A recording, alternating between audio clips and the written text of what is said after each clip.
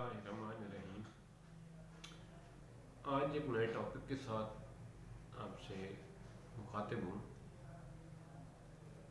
आज हम बात करते हैं छोटे गोश्त की। बकरा ईद करीब आ रही है और तमाम दोस्त अल्लाह की राह में कुर्बानी करेंगे। तमाम दोस्तों की कुर्बानी अल्लाह ताला कबूल फरमाए। कुर्बानी का मकसद ये होता है कि हम अल्लाह की राह में कुछ भी कुर्बान करने के लिए तैयार हैं, अपनी प्यारी से प्यारी चीज़ कुर्बान करने के लिए तैयार हैं। कुर्बानी के मौके पर तमाम लोग खूबसूरत जानवर लेते हैं, घरों में रखते हैं, बच्चे खूब खेलते हैं इनसे। बच्चों जो है ना, इन कुर्बानी के जानवरों से बहुत प्यार करते हैं और प्यार करना भी चाहिए। कुर्बानी के जानवर को जितना प्यार किया जाए उतना कम है। कुर्बानी के जानवरों में सबसे ज़्यादा जो जानवर कुर्बानी के लिए इस्तेमाल किया जाता है, जिसके नाम से ये ईद मशहूर है, बकरा ईद। बकरा और मेंढा, जिसे भेड़ भी कह सकते हैं, ये ज़्यादा छोटे गोश्तों में शुमार होते हैं। ये अक्सर लोग यही कुर्बानी करते हैं क्योंकि ये जानवर अकेला मिल जाता है, आसानी से घर में रखा जा सकता है। शहर में भी ये लोग कुछ दिन पहले ले लेते हैं और इसको बांध लेते हैं और इसकी खूब खातर तवाज़ो करते हैं। देहातों में ये जानवर अक्सर लोगों के अपने होते हैं, वो अपने जानवरों में से एक जानवर सेलेक्ट कर लेते हैं कुर्बानी के लिए। आजकल ये जानवर बहुत महंगे हो चुके हैं, आम आदमी की पहुंच से बहुत दूर जा चुके हैं। तो सिर्फ मिडिल क्लास या इससे ऊपर वाले लोग ही इस जानवर की कुर्बानी करते हैं।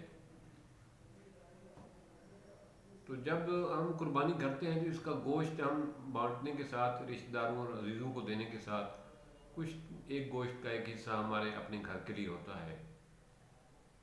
जब हम बकरी और भेड़ की बात करते हैं, छोटे गोश्त की बात करते हैं, तो इसका गोश्त सुर्खी मैल होता है। बकरे का गोश्त ख़ास तौर पे ज़्यादा मशहूर है, ये बकरे के नाम से मशहूर है। तो बकरे का गोश्त बहुत लजीज होता है, बहुत ज़्यादा गर्म होता है, भरपूर ताकत वाला होता है। इसको गोश्त को, चाहे भेड़ का हो, मेंढे का हो, बकरे का हो, इसको मुकम्मल गलाना चाहिए। मुकम्मल जो है ना, इसकी जो है ना वो ताकत, इसकी जो है ना वो पानी में अच्छी तरह जो है ना गलना चाहिए और अच्छी तरह बॉयल होना चाहिए, ताकि इसमें मौजूद जरासीम ख़त्म हो जाए। क्योंकि जितना ये अच्छी तरह गला हुआ होगा उतना ही हमारे जिस्म को ये फ़ायदा देगा, उतनी ही हरारत इसकी जो है ना हमारे जिस्म में मुंतकिल होगी। छोटे गोश्त को खाने से मैदे को ताकत मिलती है, इंसान का मैदा मजबूत होता है। इसका छोटे गोश्त का सबसे बड़ा फ़ायदा जो हमने देखा, मुख्तलिफ हुक्मा से, मुख्तलिफ अदीबों से, मुख्तलिफ दानिश्वरों से सुना, रसूल पाक की ज़िंदगी और सहाबा कराम की ज़िंदगी से हमें ये सबक मिलता है कि ये छोटा गोश्त मुतवातिर नहीं खाना चाहिए, क्योंकि ये गोश्त मुतवातिर खाना हैवानियत में शामिल हो जाता है। आदमी ये नुकसान देता है ये गोश्त अगर इसको मुतवातिर खाया जाए। इस गोश्त को हफ्ते में एक बार, दो बार आप मज़े से खाएं। 100 ग्राम से 200 ग्राम मिकदार जो है ना एक आदमी के लिए काफ़ी होता है ये गोश्त। इससे ज़्यादा जो है ना वो फिर नुकसान देता है। ये गोश्त, छोटा गोश्त जो है, ख़ास तौर पे हवास जो है हमारे, उनके लिए बहुत बड़ा फ़ायदामंद है।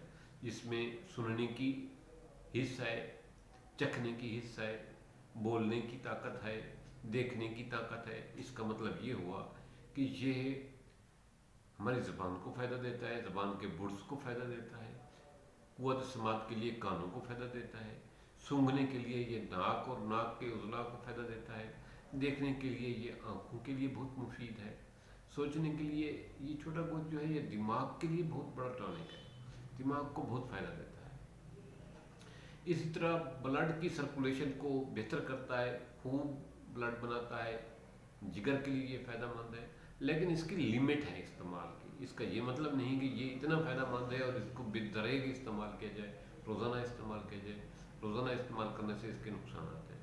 आप इस छोटे गोश्त के जानवर का गोश्त जो है वो आप अलहदा भी पकाती हैं, फ्राई भी करके पकाती हैं, यखनी वाला भी पकाती हैं, और सब्ज़ी के साथ भी ये पकाया जाए तो इसकी एनर्जी, इसकी ताकत, इसकी ग़िज़ाइयत दोबाला हो जाती है। जिसमें ये करेले के साथ पकता है, भिंडी के साथ पकता है, इसी तरह ये कद्दू के साथ पकता है, अरवी के साथ पकता है, किसी दाल के साथ पका सकते हैं। और इसका गोश्त के साथ जो ज़्यादातर कम्बिनेशन चलता है वो आलू का चलता है। तो ये जिस्म के पट्ठों के लिए बहुत मुफीद है। ऐसे लोग जिनको पट्ठों की जिन कमज़ोरी के मसला है उनके लिए लाजवाब है। इसी तरह छोटे गोश्त के जो गोडे होते हैं, पावे होते हैं, वो जोड़ों के मरीज़ के लिए बहुत फ़ायदेमंद है। जोड़ों के लिए इसको इस्तेमाल किया जाए तो बहुत फ़ायदेमंद है। इसी तरह छोटा गोश्त जो है ना वो आंतों की तकलीफ़ के लिए, आंतों की सोजिश के लिए अगर इसकी छोटे गोश्त की यखनी शोरा इस्तेमाल किया जाए तो वो आंतों को बहुत फ़ायदा देता है, मैदे को बहुत फ़ायदा देता है। लेकिन एक एहतियात रखें कि ये छोटा गोश्त में तेज़ मिसाले न डाले जाए, और इसमें मुतवातिर इस्तेमाल से बवासीर वाले मरीज़ों को बहुत नुकसानदेह है। ये ऐसे लोग जो बवासीर के मरीज़ हैं उनके लिए इस गोश्त का मुतवातिर इस्तेमाल बहुत नुकसानदेह है। बवासीर वाले लोगों को हफ्ते में 1 दफ़ा 2 दफ़ा लिमिट मिकदार में खाना चाहिए। इसी तरह इस गोश्त का ज़्यादा इस्तेमाल जो है वो ब्लड प्रेशर का सबब बनता है, ब्लड प्रेशर को बढ़ा देता है। इसलिए इसकी छोटे गोश्त को खाते हुए उसकी लिमिट का ख्याल रखें। हफ्ते में 2 दफ़ा 3 दफ़ा ज़्यादा खाएं, इससे ज़्यादा ना खाएं। इसी तरह ये दिल के मरीज़ों के लिए भी नुकसानदेह है। दिल को जहाँ ये ताकत देता है छोटा गोश्त, दिल के मरीज़ों के लिए फ़ायदेमंद है, वहाँ इसका ज़्यादा इस्तेमाल कोलेस्ट्रॉल की मिकदार को बढ़ाता है, जिससे ब्लड प्रेशर भी बढ़ता है और हार्ट अटैक के चांस भी ज़्यादा हो जाते हैं। तो छोटे गोश्त को खाते हुए एहतियात को मद्देनज़र रखें। इसको बेहतर यह है कि मुख्तलिफ़ सब्ज़ियात के साथ मिक्स करके पकाएँ और खाएँ, और यखनी टाइप बना कर खाएँ। ये बहुत ताकतवर है। ये हमारे दिमाग के लिए, हमारी यादाश्त के लिए छोटा गोश्त जो है बहुत फ़ायदेमंद है। ये हमारे दिमाग के खुलियों को, जिसमें दिमाग की सप्लाई करने वाली जो शरियानें हैं दिमाग को जो खून सप्लाई करती हैं उनको बहुत फ़ायदेमंद है। यादाश्त के लिए ये लाजवाब किस्म की चीज़ है। इसी तरह आँखों के लिए, आँखों की बिनाई इससे तेज़ होती है। जब हम पाक पैगम्बर की ज़िंदगी पर निगाह डालते हैं तो हमें मुख्तलिफ़ रिवायात से ये बात साबित आती है कि पाक पैगम्बर को गोश्त बहुत पसंद था। बकरी का गोश्त पसंद था, दुम्बे का गोश्त पसंद था, भेड़ का गोश्त पसंद था। तो फिर ये भी हमने देखा मुख्तलिफ़ रिवायात में कि मुतवातिर नहीं खाया पाक पैगम्बर ने, कभी कभार खाया और शौक़ से खाया। तो आप लोग भी इस गोश्त को ज़रूर खाएं, लेकिन लिमिट मिकदार में खाएं, मुतवातिर ना खाएं। रोज़ाना खाना बहुत नुकसानदेह है। ये कोलेस्ट्रॉल का बायस बनता है, हार्ट अटैक का बायस बनता है, ब्लड प्रेशर का बायस बनता है, और इसी तरह ये बवासीर के मरीज़ों के लिए नुकसानदेह है। लेकिन इसका ये मतलब नहीं है कि इसके इतने नुकसान है तो इसको छोड़ दें, क्योंकि ये हमारी ग़िज़ा का अहम जुज़ है।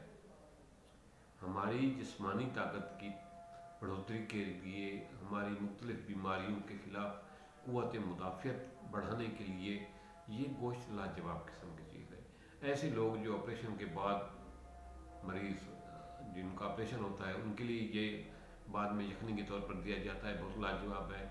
मरीज़ों के लिए ये लाजवाब है। इसी तरह ये मलेरिया के बुखार में इसकी यखनी देना बहुत फ़ायदेमंद है। इसी तरह मुख्तलिफ़ अमराज में इस गोश्त की यखनी, ये गोश्त खाने से फ़ायदा होता है। ये छोटा गोश्त जो है हर उम्र के आदमी के लिए बेहतर है। बच्चे भी खा सकते हैं, बड़े भी खा सकते हैं, बुज़ुर्ग भी खा सकते हैं, मर्द भी खा सकते हैं, औरतें भी खाएं, लेकिन लिमिट का ख्याल रखते हुए। ऐसे लोग, तमाम लोग खाएंगे ये गोश्त। अगर ज़्यादा मिकदार में खाएंगे तो इसकी चर्बी से परहेज़ करना चाहिए, क्योंकि फ़ैट्स जो है ना वो हमारे लिए मुख्तलिफ़ बीमारियों का सबब बनता है।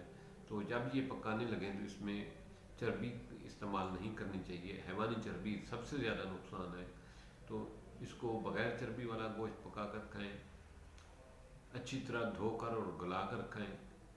और बेशक आप हफ्ते में 2 दफ़ा खाएँ, 3 दफ़ा खाएँ, 4 दफ़ा खाएँ, लेकिन इससे ज़्यादा नहीं खाना चाहिए। और एक वक्त के खाने में 100 ग्राम से 200 ग्राम ज़्यादा से ज़्यादा एक आदमी की खुराक होनी चाहिए। इससे ज़्यादा ये मैदे पे बोझ देता है। ऐसे लोग जो पहले ही मैदे की तेज़ाबियत का शिकार हैं, उनको चाहिए कि ये गोश्त खाते हुए यखनी इस्तेमाल करें इसको खुश्क ना खाएं और इसमें तेज़ मसाला जात से परहेज़ करें। मिलते हैं फिर एक नए टॉपिक के साथ। इस वीडियो को दूसरे दोस्तों के साथ शेयर करना, ताकि लोग कुर्बानी का गोश्त खाते हुए इन एहतियातों को मद्देनज़र रखें। थैंक्स।